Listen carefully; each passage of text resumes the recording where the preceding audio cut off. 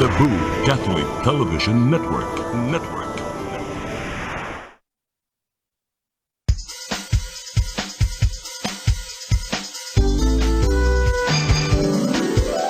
Hello Cebu, maayong buntag.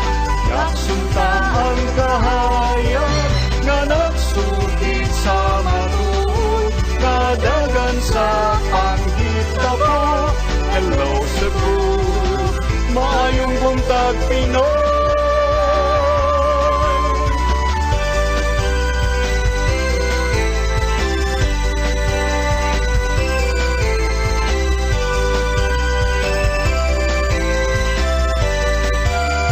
Ang katutulungan sa mga katawhan. Hello Cebu, hello Cebu, maayong buntag Pinoy. Maayong buntag Pinoy. Maayong buntag Pinoy. Hello Cebu, may Buntag Pinoy. Adlaw karon nga Lunes, Agosto 21, tuig 2023. Sama sa randan matag Lunes, ang mga ipakita kaninyo kini mga front pages sa mga pamantalang lokal ug nasyonal ug bukod usab kami pipila ka mga balita sa mga pamantalaan. Mag-isgot-isgot kami sa mga butang nga may labot ang lungsod. Among basahon niyo mga text messages nga parangat nga atong tulumanon. Ang weather report musunod karong taud-taud. Ako si Manny de los Santos Labacal, ug sa randan kauban nato atong partner matag buntag, Konsehal Malu Uano Inocando Tabar. Cons, may buntag. May buntag sa viewers sa Hello Cebu, may buntag Pinoy. Dito maglangan ato dayang ipadangat atong latest weather update. Ikas pag-asa maktan, Sir Jomar Aclarino, may buntag. Yes, may buntag sa tanan ug sa atong tanan tigpaminaw kinatong latest weather update karong adlaw. Habagat paday nakaapekto sa kasad pambahin sa Southern Luzon, Visayas ug sa lalawigan sa Mindanao. Atong weather conditions sa Visayas, lakip ng probinsya sa Cebu, makasinati generally for weather, gawas ini na mga patak-patak na mga paggawa ng kinima localized na mga thunderstorm. Padayon ta mag-monitor sa itong mga gi-issue ng mga thunderstorm advisories. Hinainga ito na sa kasarangan na hangin masinati sa Visayas, ug kadagatan malinawon ito na sa kasarangan ng pagbalot. Temperatura sa Cebu 25 to 32 degrees Celsius. Adlaw mo sa halap alas 6 sa hapon ug ang dagat mo tawbo niyang alauna 33 sa hapon. Philippine Standard Time alas 7:55 sa buntag. Gikan diri sa Mactan Pag-asa Visayas. DOST Jomar Clarino. Daghang salamat Sir Jomar Aclarino ug may buntag niyo tanan dinas Pag-asa Mactan.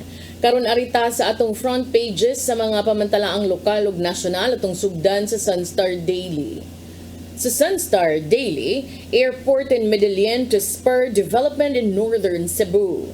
Sa super balita sa Sunstar, sa 60 anyos natagak sa barko na lumos.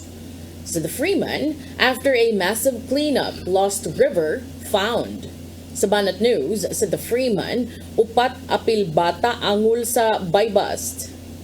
Sa Philippine Daily Inquirer, Recto flags 10 billion peso slash in 2024 budget for DOH.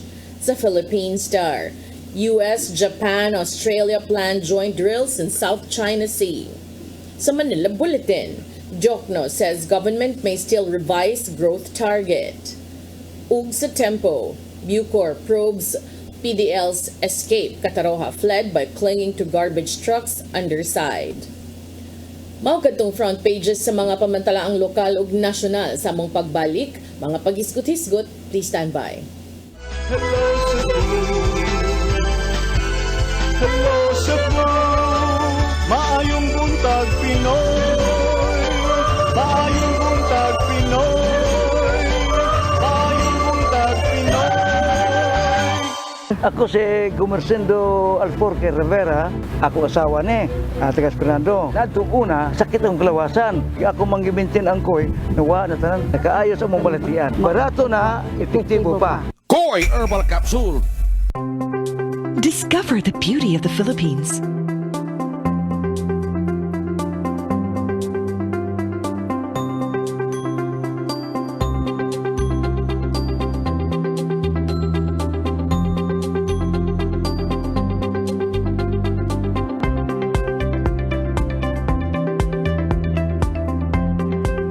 With Philippine Airlines, the country's flag carrier.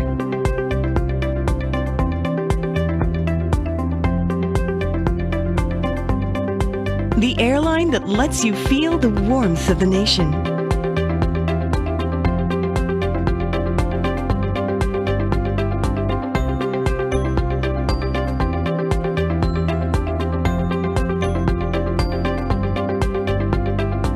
Mabuhay!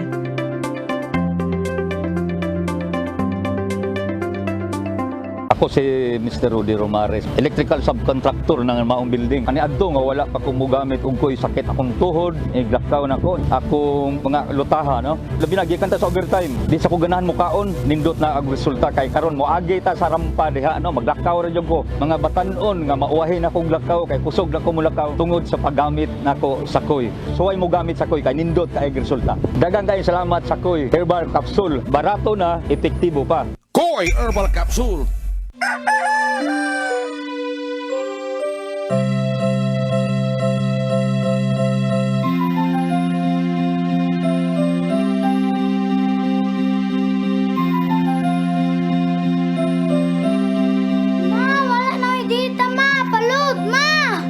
Sorry ma'am, na-late ko. Nangita pa mong gugo para internet sa kong anak ma'am. Ay, wala na yung problema. Pag-CEBU! CEBU! CEBU! For your internet connection, And for the signal of your cable TV. so fast and straight, the transmission to your home. CEBU! CEBU! CEBU! Offers you to have fiber optics. For your viewing experience, perfect and clear, so fast. So great and affordable for you to enjoy. CEBU Television Network Incorporated offers fiber to the home broadband internet bundled with fiber to the home cable TV connection. CEBU Television Network Incorporated with its operation in Metro Cebu and the whole province of Cebu soon. And affordable for you to enjoy. CEBU!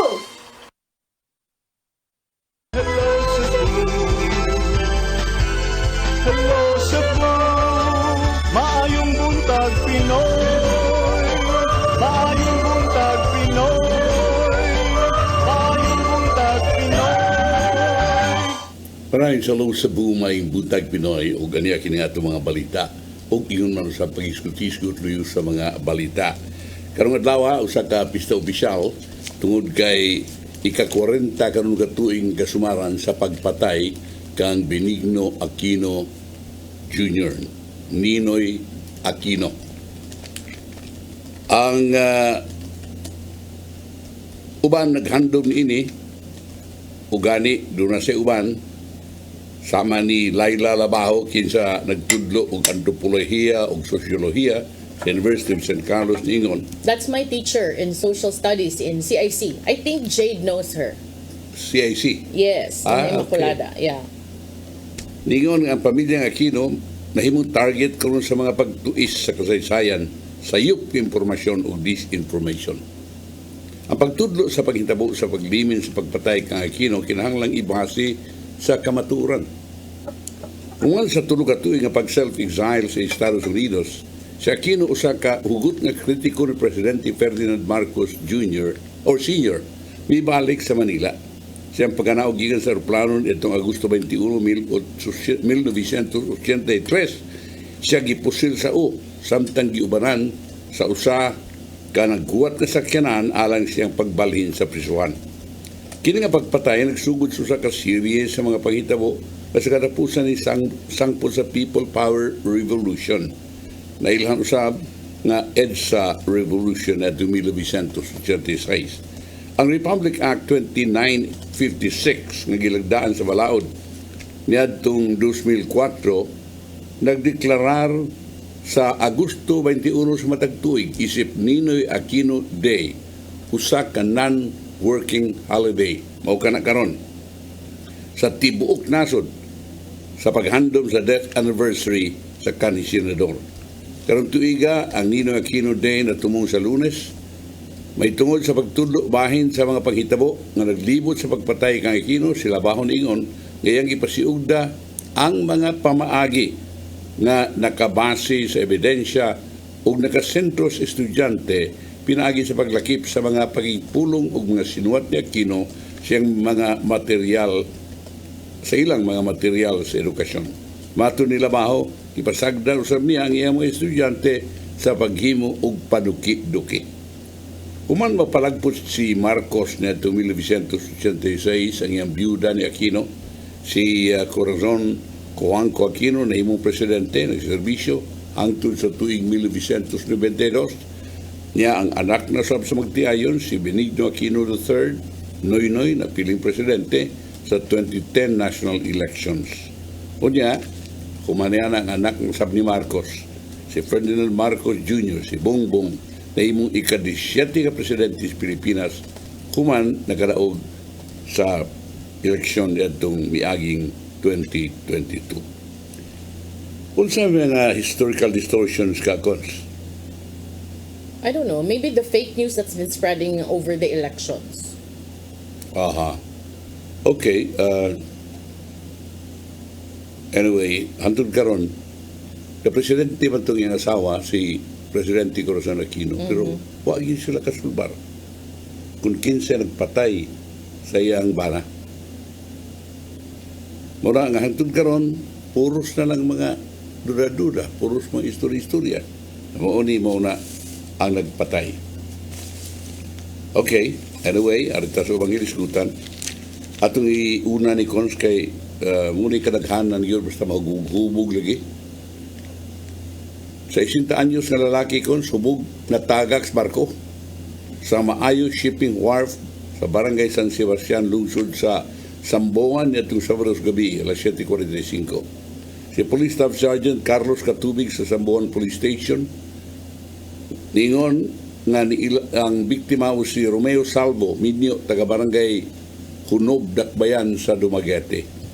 Si Katubig nagkanayon nga ang barge padung na mularga nga atos lungsod sa San Jose Negros Oriental.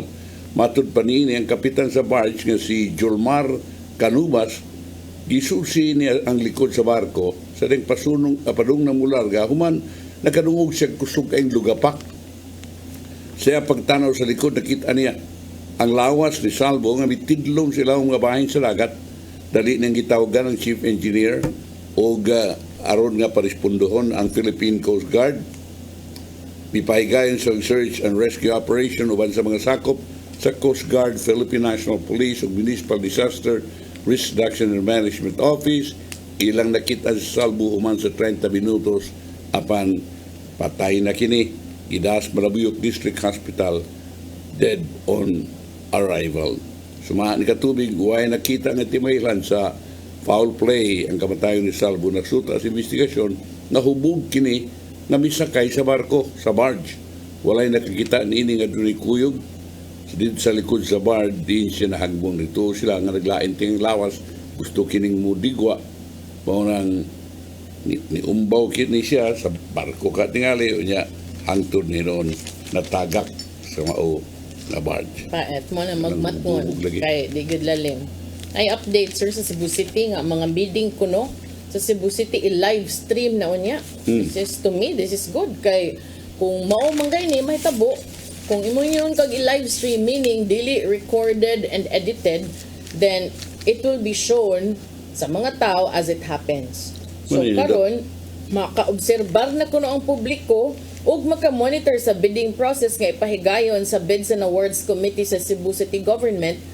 Human ang Cebu City Council ni approve og bag-ong balaod nga mag-institutionalize sa live streaming sa procurement of goods, infrastructure projects, and consulting services. Giaprobahan sa konseho kining bag-o nga balaod nga gi-title og live streaming of the bidding process of the Bids and Awards Committee of the City of Cebu sa iyang third and final reading atol sa ilang regular session ni adto Miyerkules, August 16. Ang mga ordinansa gipangamahanan kini ni Konsehal Ray Gelon ug duna kini last minute amendment human si City Councilor Jocelyn Pesquera ni question sa panginahanglan sa initial budget nga 1 million to implement the new legislation. Ang bag-ong ang section 5 sa draft ordinance nagtumbok usab nga ang BAC mahimong mo request for additional annual funding.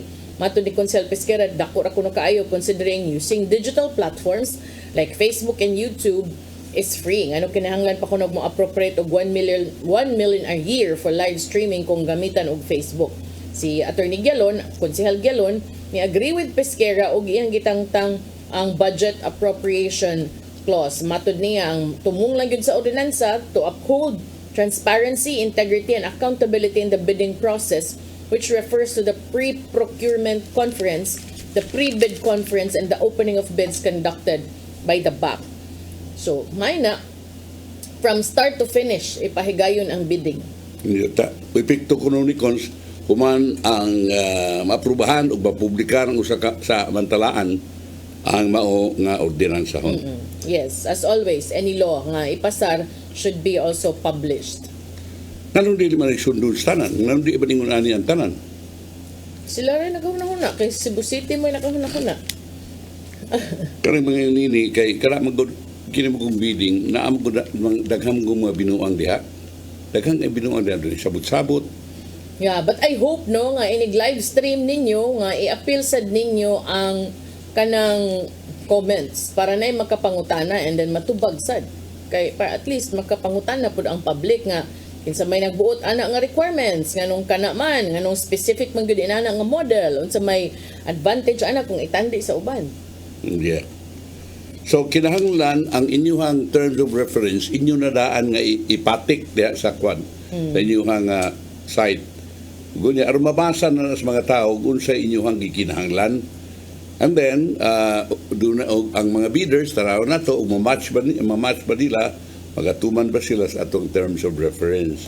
Kaya karaghanan gunya ana man sabot-sabot diha karaghanan kon sa kanang mga binuangay ning bidding magsabot pananglitan mga 5 ka kontraktor niya maoy mo gusto mo bid niya ng mong project magsabot niya si kuan leto padagon niya sige lang siya say mo daw karon puli lang niya ikaw moro ni imuha sa ato pa inigdaog siya mo lowest kita bidder pagahuman kanang uban taas kita dili sila mo daog pero inigkahuman na sa bidding ma-award na niya ang kontrata kay siya na may daog iya itong bahinan. Siguro silang sabot ug pila ibayad nila atong uban na may appeal sa bidding amoy nagpapilde. Yun na ang binuang sa sunod, sila nasad. Yun na laylay, sila ran mo magsabot-sabot. So this time, at least makita na nato sa terms of reference o sa kinahanglan o niya ato yun nga mabasa o di basan magbinuang. Kay doon na dahil ang mga binuang anak kons. Magod niya ng Cebu City Hospital kons. Ang ilang gikinahanglan kons nga ang mo bid ang mutaod sa ospital kinahanglan nakatukod og ospital within the year. Unya murag doon na sila daay bidder nga contractor nga ilang na-identify nga bago pang nagtukod og ospital. Ang uban bisan tong qualified bisan class A pa sila nga contractor. Unya wa dili simbahan di lang natukod og unsa pa ng mga dagkong building, mga taytayan dili man kay hospital magyud kinahanglan within the year. So dili sila qualify. Kana mga uniana bang mga style. So makita na yan nato. Pakita na nato. Okay. Kining unya di ako noy sapa kung nga nawa nakitan tabunan ni sa paa gitawag ni Lost River niya dito ni sa Zulueta Street sa Barangay Tinago una ning gipakita sa probe head ni retired Colonel Adelson Kumar ngadto sa the Freeman last week din doon ay mga bay doon na yung mga silt doon na yung mga lapok ug uban pa nga murag ni puno na ni anang maong river garbage ug mao kining nawa sa mapa ang mao nga sapa kini bahin sa estero di Parian karon mas klaro na suman Agent Norman Delmar head sa Drainage Maintenance and Flood Control Section sa Cebu City's Department of Engineering and Public Works. Si Delmar mingon sab nga kining Lost River kaniadto sawa pa ang clean up drive sa DEPW since the area was just full of grass and garbage. Around 500 City Hall employees, volunteers, task force, kasaligan, si Sinro miapil sa pagpanlimpyo sa estero di Parian ug ubang creeks and canals o ingon man usab ang drainage. Ang task force gubat sa baha mihimo sa estero di Parian nga priority kay daghang mga bahay dinhi ug ingon man usab mga business establishments along the river ug dali kay kini sila ug dunay uwan lunop kuno dayon ng maong dapit. Natong Sabado sa ilang clean up nakakuha sila 24 ka tonelada sa basura ug debris gikan sa estero di Parian ug sa Lahog River. Gikan sa Parian alone dunay 2 ka truckloads sa garbage ug debris nga ilang nakuha samtang usa ka truckload matag usa sa Colon 138 Mall, Legazpi Manalili, Gaisano Hacosalem, ngadto sa Mabini ug Zuluita Creek. For the Lahog River, dunay 2 ka truckloads sa trash and debris collected along the Sicatuna Creek and Tejero, usa ka truckload sa Tipadilla ug Bonifacio. Line round sa clean-up drive was done yesterday, but the number of tons of garbage and debris was not yet determined.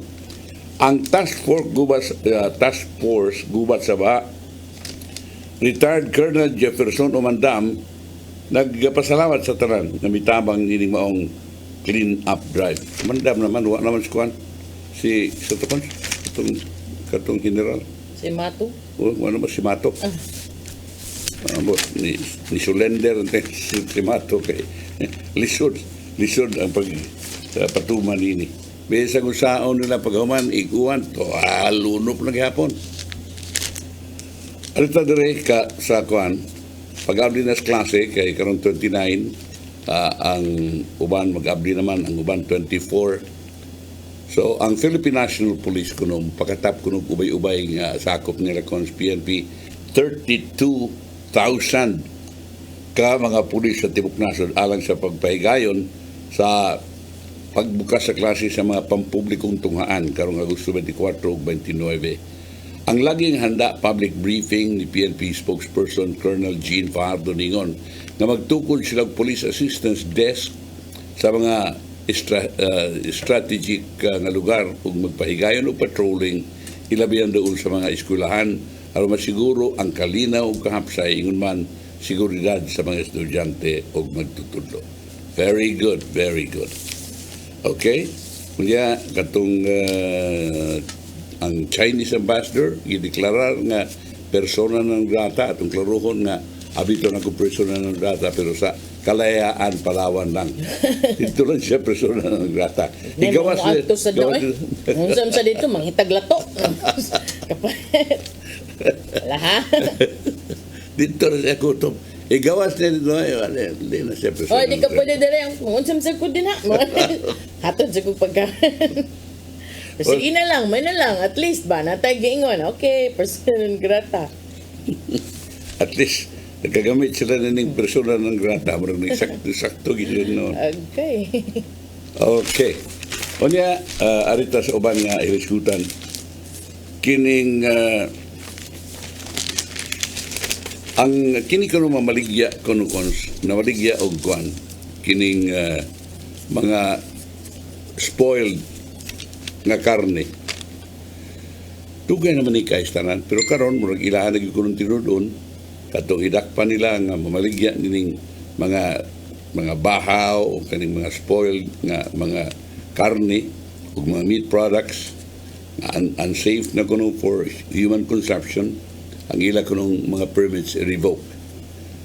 Ang Market Operations Division Officer in Charge, Robert Barquilla, sumapa nga mingon nga ang vendors found selling spoiled meat at least twice stand to lose their permits and therefore could not sell anymore. Ngayon kanuha mong umabang sa ito ang primero sa aside from that, the City Department of Veterinary Medicine and Fisheries will also fine them by issuing citation tickets depending on the gravity of the offense.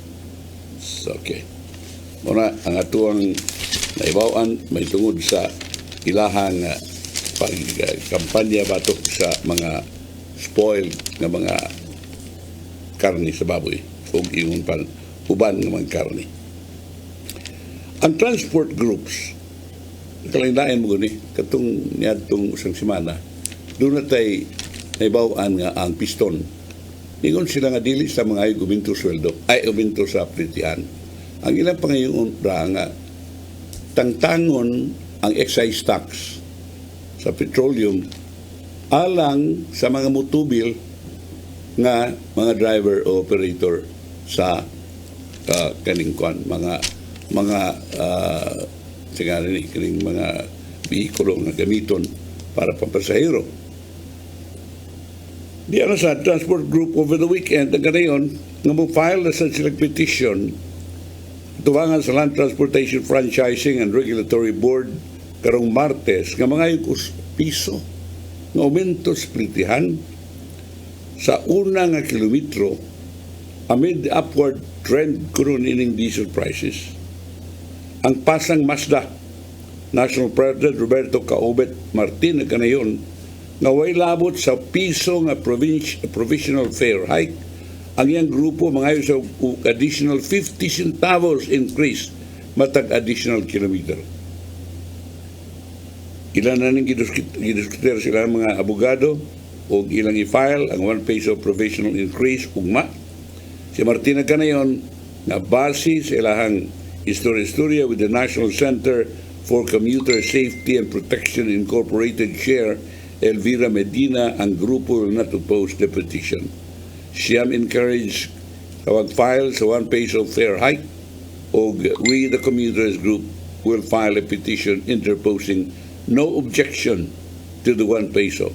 So we expect the LTFRB will immediately approve the petition. Muni suma pa ni National Center for Commuter Safety and Protection Chair Elvira Medina, yung siguro nga dili ko mo against ang mga commuters. Ambot nga nung kabaw ni siyang dili mo against. O sa piso ba yan piso, kunya after sa first how many kilometers? Pagkao ba niya 50 centavos for every additional kilometer. Dili ba ni barato. Ang ato nga nahibawan sa cons nga murag wa pa sila kayo magkaklaro ni kining kasuguan ni Inday Sara sa ato ang Department of Education. Kining may tungod sa pagtangtang na ng mga classroom decorations, no? Kaya ang uban nagtuo nga tangtangong din tanan.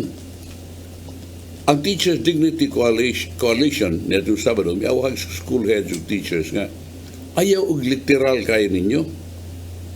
Kay kanang pag-prohibit sa classroom decorations. Wall decors. Oo. Ang katurang unnecessary posters, mga wall decors o kung sa bara.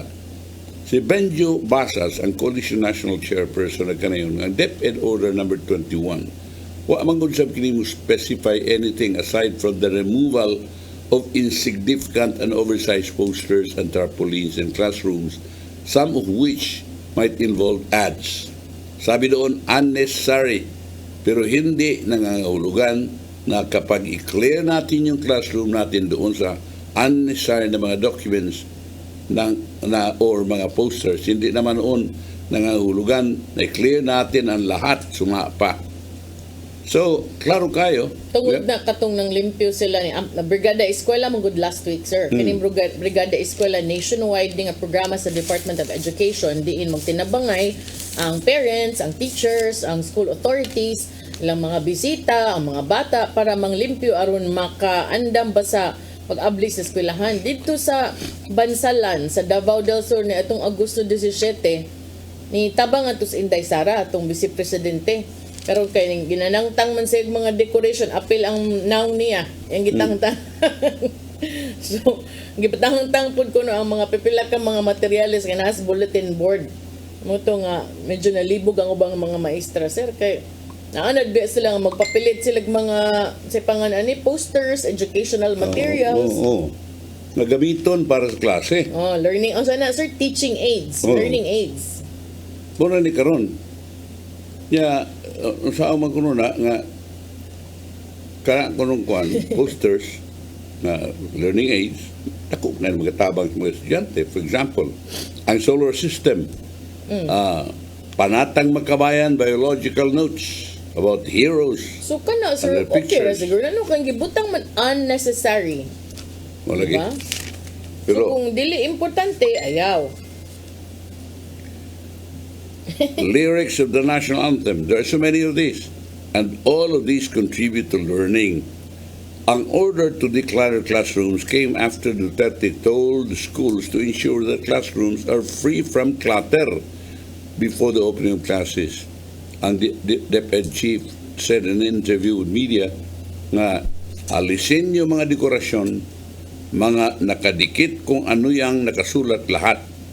Lahat kung ano yung mga nakasulat. Lahat yun. So remove the decorations. Duterte was also removing the posters and educational materials in the classroom during her visit. Uy, iya magudait, gitangtang sa niya di ay ang mga educational posters. Cons, muna nga, tuo tingnan mga maestra nga apil tong tagtangon. Nga, muna nga, ang directive mo'y nakapalibog sa mga teachers o mga stakeholders. Unya ambot lang mo ni nga kining grupo karon niingon nga ayaw mo og kining Teachers Dignity Coalition, ayaw mo og iliteral ang order ni sa DepEd Secretary o sa atong Vice President Inday Sara kay kanang gamiton para sa mga bata gikinahanglan man na pag-ayo. So I think, do you think Sara has to issue another one again to clarify these things? Siya ma-head sa DepEd, ngano day ang ilahan na lang sang leadership mo ay mangutana ana para di na Ito. magkuan-kuan and mahug na lang nag-internal ba? Oh. Break sa takot. Balik mi human sa pipila ka pahinumdom, please stand by. Hello Cebu, maayong buntag Pinoy, maayong buntag Pinoy, maayong buntag Pinoy. Ako si Gumersindo Alforque Rivera, ako asawa ni Tigas Fernando. Nadto una, sakit ang kalawasan. Kaya ako manggibintin ang koy, nawa na tanan, nakaayos ang mong balatian. Barato na, epektibo pa. Koy Herbal Capsule. Discover the beauty of the Philippines.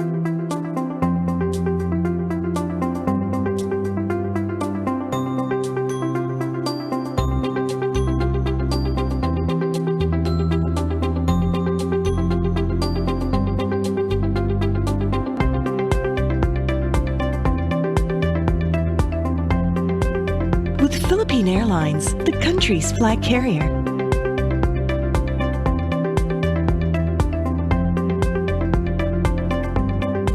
The airline that lets you feel the warmth of the nation.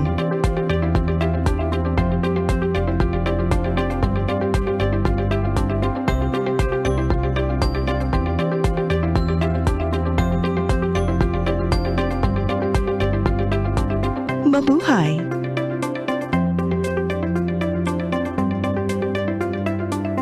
Ako si Mr. Rudy Romares, electrical subcontractor ng Maayong building. Ani adto nga wala pa ko mogamit og koy sakit akong tuhod, iglakaw na ko. Akong mga lutaha no. Labi na gikan ta sa overtime. Di sa ko ganahan mo kaon, nindot na ang resulta kay karon mo agi ta sa rampa diha no, maglakaw ra jud ko. Mga batan-on nga mauwahin akong lakaw kay kusog na ko mulakaw tungod sa paggamit nako sa koy. So way mo gamit sa koy kay nindot kay resulta. Daghang kay salamat sa koy Herbal Capsule. Barato na, epektibo pa. Koy Herbal Capsule.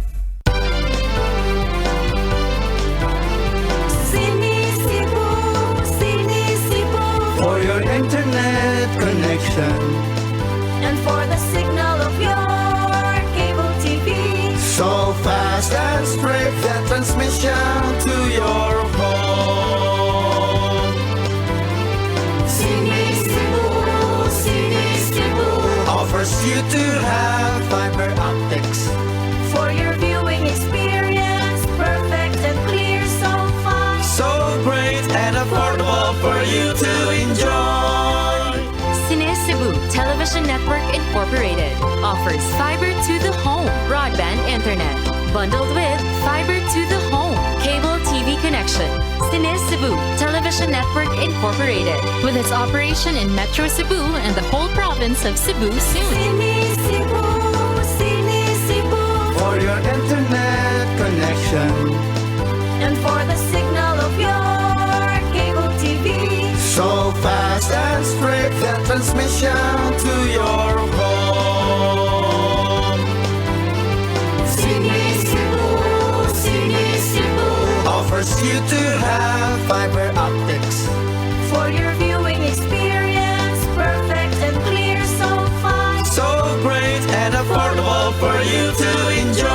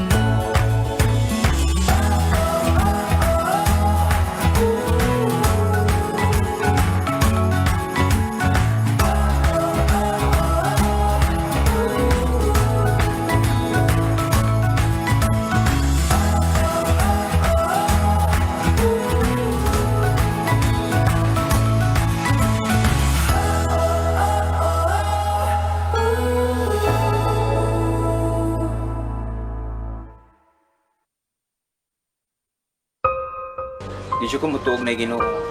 Ado na pod Ginoo. Pero magulo ng bata da. Nangita lagi ni gatas. Ang mga tao, wala mo duol kaniya. Kasabot ka akong ipakuha.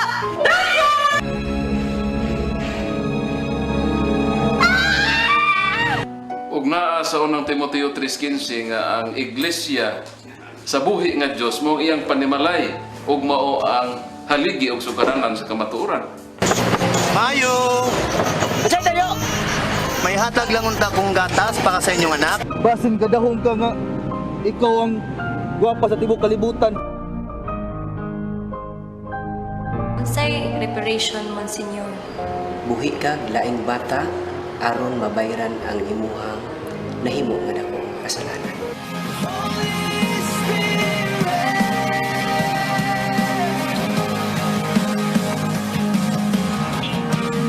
Daghan ka nato ang nagduda kung doon na bagay Ginoo o wala.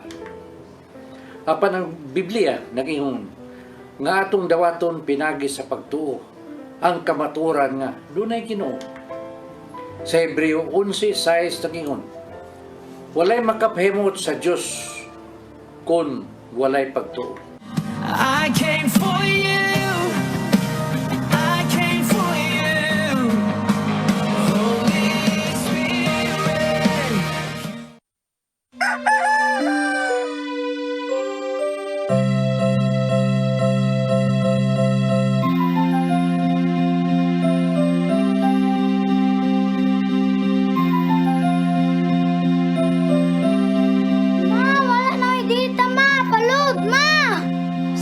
Na-late ko.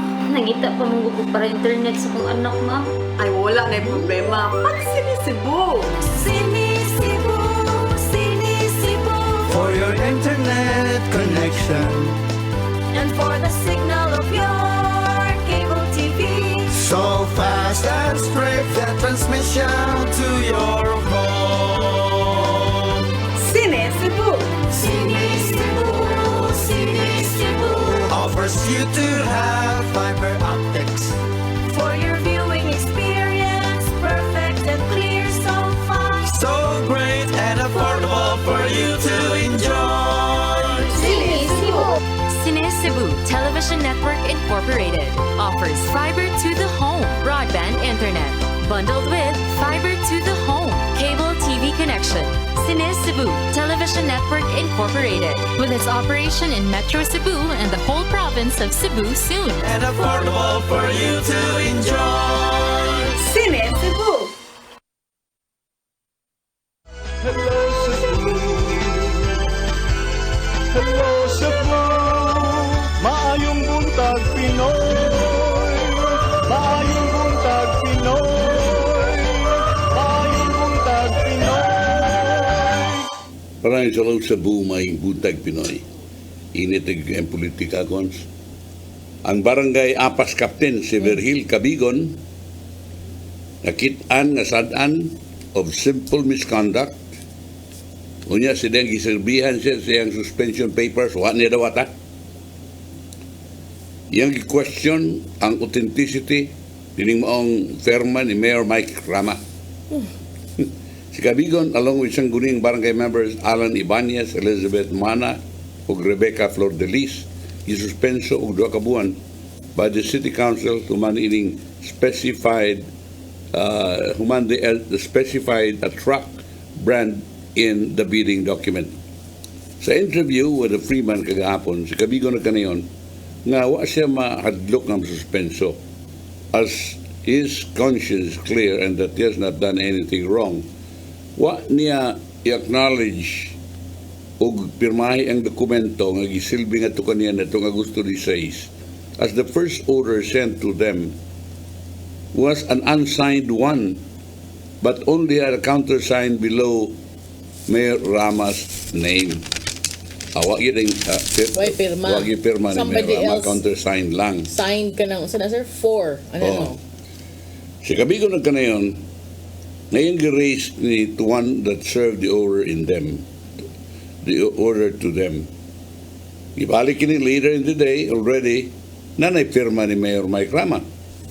Si Cabigon na kanayon, nga nahibuong sila nga nakakita sa signature ni Mayor Mike Rama. As far as they know, kaya ang mayor bibiya naman sa Amerika at that time.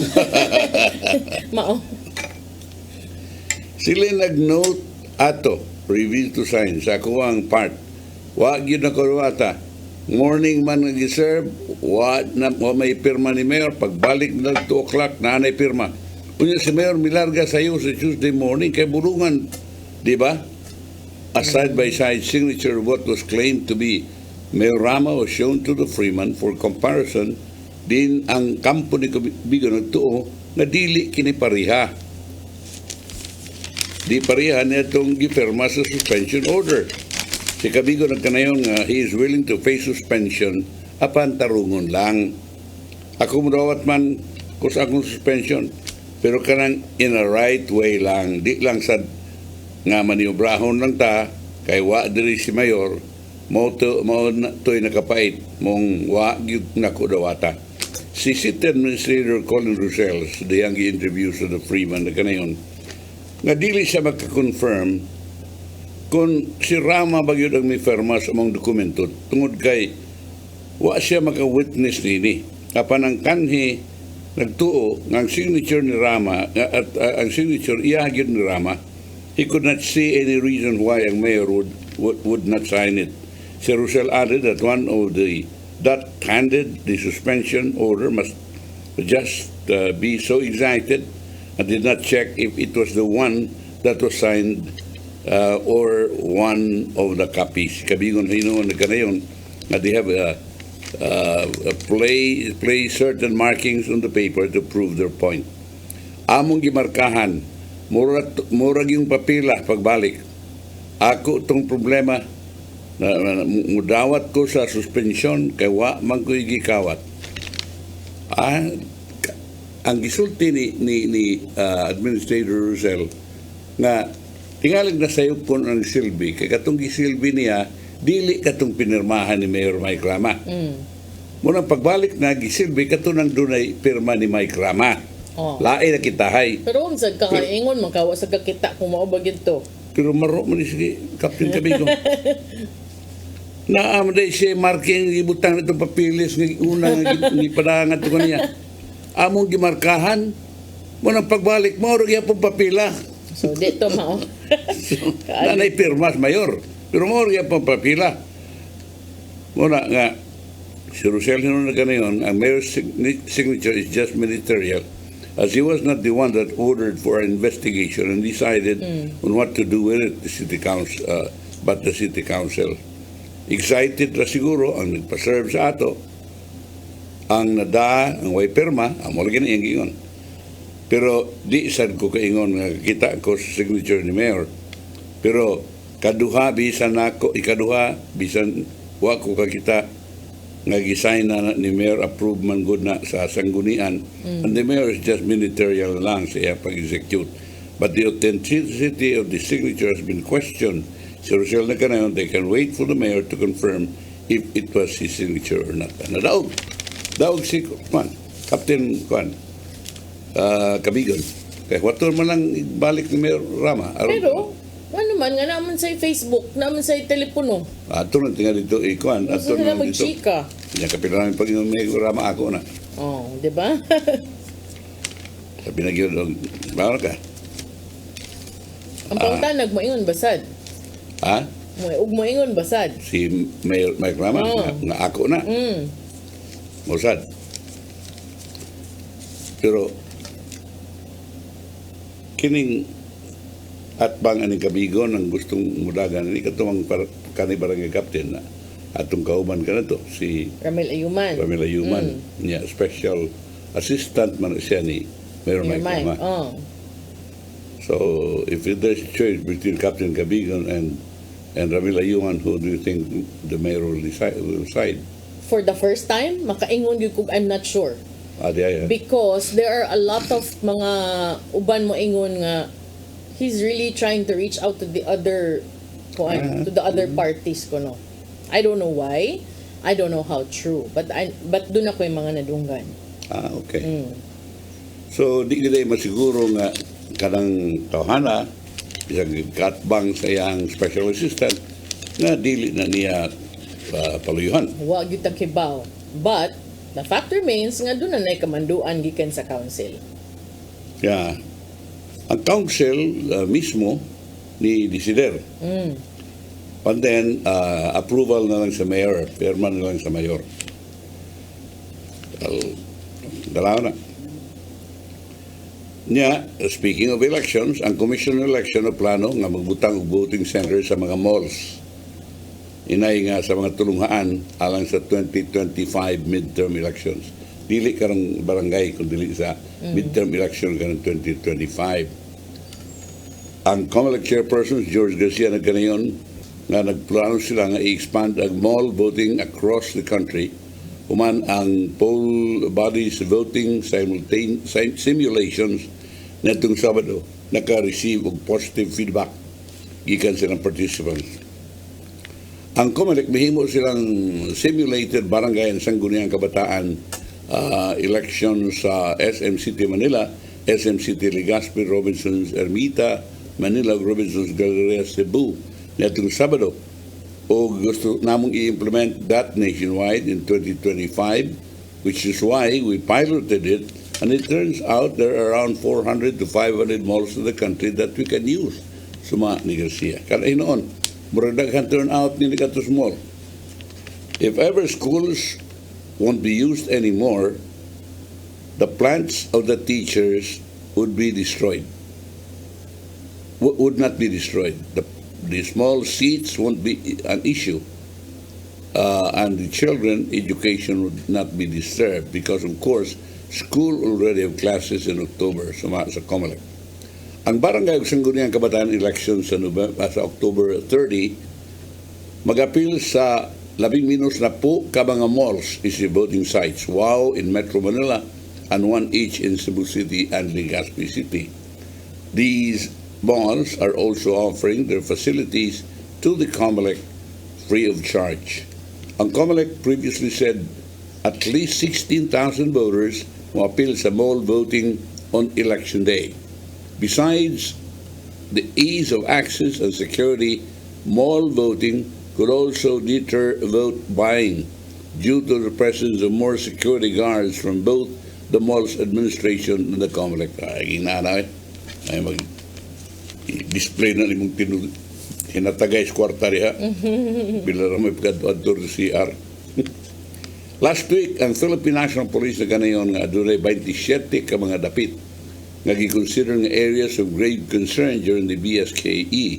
These sites are usually localities that there is high chance of election-related violence erupting among political rivals. Si Garcia na kanayon ito sa interview with Radio that the PNP and COMELEC will announce next week which places will be flagged as hot spots and or placed under COMELEC control. Okay. So ato na lang pabuton kung sa gyud ang i-declare na hotspot sa COMELEC din sa Cebu City. Usually naabay i-declare ang hotspot ng Cebu City. Ang province tingali. Wala man. But not the city. Wa man kay nag-declare atong daghang kay patay diri, wa man ganito. Ang Cebu City government nakig-partner sa PLDT Enterprise aron ilang ipadali ang digital transformation alang sa mga Subuanon o sa business communities. Ang collaboration will provide advanced digital solutions and reliable connectivity with the initial rollout of free and limited public Wi-Fi in 50 barangays, including prominent areas like Guadalupe, Tisa, Basak San Nicolas, and Talamban.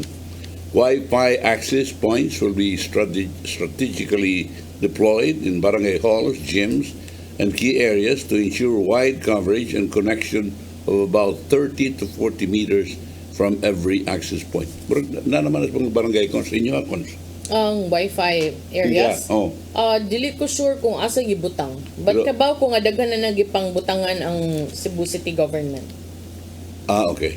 Ang Wi-Fi access points, strategic ko ang butangan ini sa mga barangay hall, gyms, and key areas to ensure wide coverage and connection of about 30 to 40 meters for every access point. Ang PLDT Enterprises will supply sa fiber broadband internet access with a robust bandwidth of 100 Mbps aron murag seamless ang connectivity.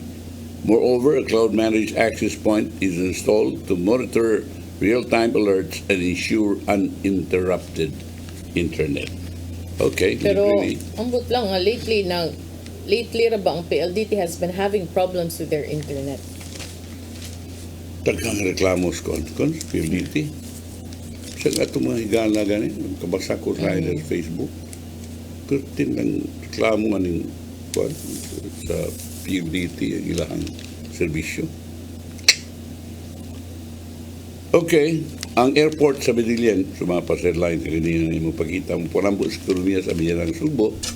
So ang pag-abli sa tugpahanan sa abyon kung airport sa lungsod sa Medellin mo papaspas sa paglambo sa ekonomiya sa amianan sa lalawigan sa Subo.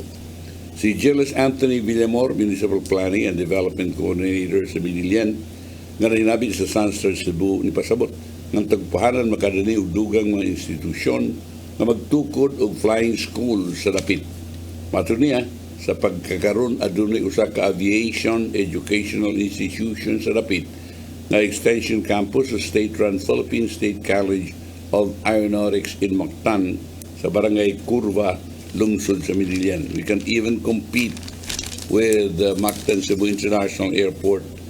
The only thing we have to do is, number one, cater there in Medellin is the flying schools. We understand the air traffic in Mactan is getting worse.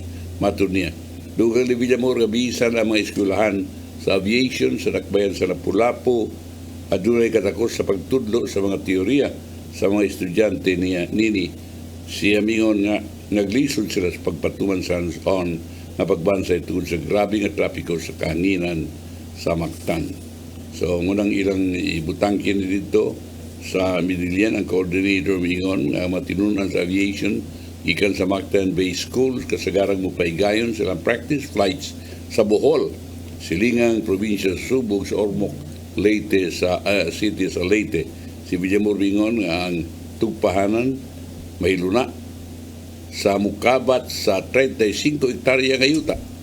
Adaas kinapusuran sa dili madugay tukuron nga Special Economic Zone sa Bedilian magsangkad sa mga barangay sa Kaputatan, Sur o Habagat.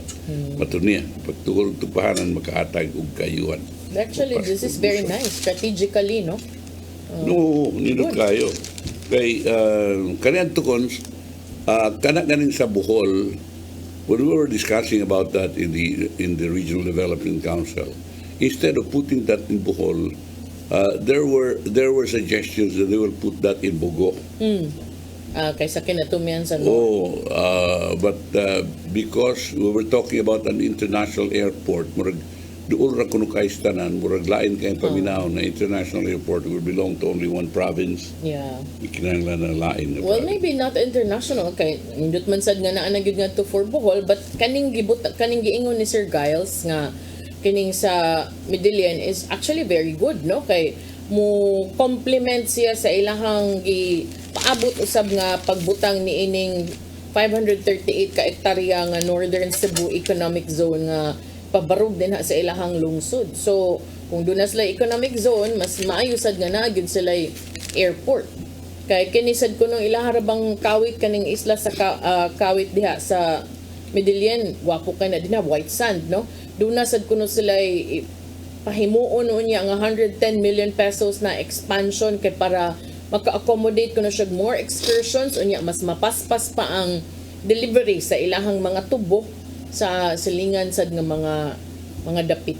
So karon usara kuno ka shipping line ang nag-operate des ilang pantalan nga musubay sa Kawit ug Santa Fe nga rota unya dunay duha ka giplano pang dugang nga mga biyahe kada adlaw tungod kay ang mga sugarcane kani mga planter sa tubo sa ilahang lungsod sa Medellin mo ship day sa ilahang mga kuha ilahang mga harvest paingon sa Tabuelan ngadto sa mga galingan sa Negros. At Negros na pagaling. Ang Tabuelan kuan pa biya na layo pa biya na gamay sa Medellin kay mag-atubang sad sa Negros, 2 towns south of Medellin. So matud ni Sir Giles Villamor nga bagong airport maka-cater sa domestic flights. To me, this is also good kay pananglitan ganahan kag mas paspas dili ka ganahan masige pagbiyahe on the road. Well, at least you can do that. Like if you go to Malaysia and then you want to go to Langkawi, you take another flight domestic. So why not, 'di ba? Mactan to Medellin. So posible kaayo na nga nindot. It will bring you near to Kawit, will bring you nearer to Bantayan, or you can also take the Mactan to Bantayan, 'di ba? And I understand that they wanted to put up an economic zone also in the area. So if that's the case, mura og mahimo gyud center of commerce and industry and especially now nga mura og minor ang ilahang production sa tubo og mo magali na wa na mag-operate na ilaha diang kuan sugar kuan. And tourism is always a good idea. Kani man gud si Sir Giles kay ilaha maning for as long as I can remember, Sir Giles has been a very efficient nga tourism officer din as Medellin, no? He was even one who even kanang came up with different attractions din as Medellin. Sa una man kag Medellin mong nailhan kuan ni duka kay nga town kay tubo karon doon na siya yung mga islands, mga dagat nga mga gipang develop din ha. Okay. Yes, atong suportahan ang yun ana. Well, aritas China kuno mihimo og air and sea drills around Taiwan na do Sabado. Kay kini warning kuno ni sa Vice President sa Taiwan nga bibisita sa Estados Unidos. Si William Lai ang frontrunner sa Taiwan's presidential election next year o vocal opponent sa Beijing's claim to the island. May bisita sa New York ug San Francisco nitong Biyernes samtang mubalik siya sa iyang trip gikan sa Paraguay. Ang China nanuyo nitong Sabado uningon nga kani si Lai usa ka troublemaker and vowing to take resolute measures to safeguard national sovereignty and territorial integrity. Ang People's Liberation Army lusa joint air and sea patrols and military exercises of the Navy and Air Force around the island of Taiwan nitong Sabado. Military spokesman Shi Yi said, ang Taiwan said 42 airplanes or warplanes had entered its air defense zone since 9 a.m. and 8 Chinese vessels took part in the exercises. 26 of the airplanes crossed the Taiwan Strait median line, the island's Ministry of Defense said in a statement. Xinhua said the drills were carried out in the waters and airspace to the north and southwest of Taiwan Island to test the PLA's ability to seize control of air and sea spaces and fight in real combat conditions. Kana og Taiwan na yung kontra niya na Amerika. They were also intended to serve as a stern warning to the collusion of Taiwan independent separatists with foreign elements and their provocations. A social media video published by the PLA on Saturday showed soldiers in fatigue sprinting through a military facility and fighter jets soaring above clouds set to action movie-style music.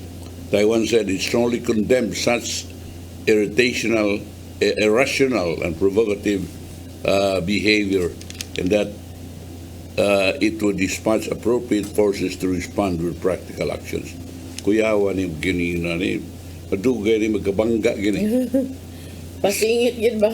Oo. Ay, good mo pag inom-inom din ha.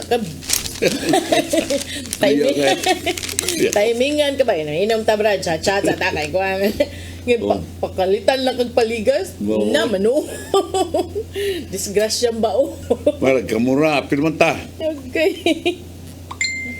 Onya, ang Russian missile said, miigo sa northern city of sa Ukraine, sa Chernihiv. Og patay ang 7 ka mga tao na samdan 144 kabok. Og si President Zelensky na kanayon nga ang United Nations may kondinar ni mong deadly Russian attack. The strike came during the Orthodox holiday of the Transfiguration of the Lord as some attended morning church services in the city. Og sabaw na ka, kining Russians gapon, abito na ko na humana ni sila nining ilang pag binuang, karon sige gapon pamumba, udaghan gapon patay. Cons, wante parang. Ato ipadangat ang giandam ni Tatay Dodong, ani ang pulong kinabuhi.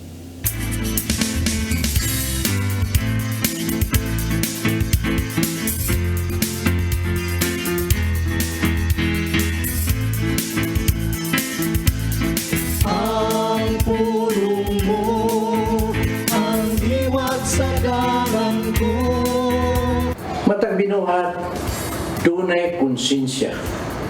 Kung kini mo ang iyang giya sa pag-ila sa husto o sayo. Sa kiniladman sa imong konsensya, ikaw matukmod gayon sa paghimo mayo o sa pagdikay sa lautan. Busa may danon na pagpamati gayon kung unsay gisulti sa imong konsensya. Kay kung dili ka maminaw nini, guba ang imong kinabuhi o magpuyo ka sa kinabuhi na puno sa sala. Sa 1 Pedro 3:16 nangingon, batuni ang malinis na konsensya. Sa matagigayon nga kita mubaliwala lang sa atong konsensya, ang atong kasing-kasing mahimong tiga. Hangtod nga mabot na gayon ang higayon nga dili ka na magpanuko sa pagbuhat og dautan. Sa 1 Timoteo 1:19 nag-ingon, ug padayon sa imong pagtuo ug malinis nga konsensya. Ang ginagmay nga sala kung magpadayon makamugna og dakong kadaot sa imong kinabuhi. Hangtod nga maglisod ka na sa pagbangon ug dili na mausab pa ang mga pangitabo. Busa mainungdanon ang pagpangayo kanunay ug giya sa Espiritu Santo. Kay siya ang magtudlo kanimo sa husto nga dalan nga ngayong subay. Maigsoon mo kini ang pulong nga maghatag kanato giya sa atong kinabuhi. Pagampo kita. Lagi ito naman, maglisod kami pagbuntog sa sala nga kanunay magsunod-sunod kanamo. Apan nasayod kami nga sa among pagduol kanimo kami dili nimo pasagdan ug imo kaming tabangan nga magpadawgon kining tanan namong gipangayo pinagi sa imong bugtong anak nga si Jesucristo. Amen. Ngayon samahan sa anak sa Espiritu Santo. Ang pulong mo, ang iwat sa dalan ko. Pulong kinabuhi ni Tatay Dodong Limshua mo ay nagtapos sa atong tulumanon. Dagang salamat sa Coyogs Philippine Airlines. Thank you very much, Archbishop Jose Palma.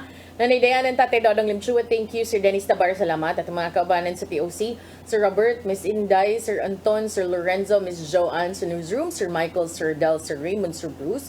Ug diri sa studio, si Ferdy. Ako si Maluy Nocando Tabar. Ako sa Manny Del Santos Rabacal. Hello Cebu, may Buntag Pinoy. God bless. Bye.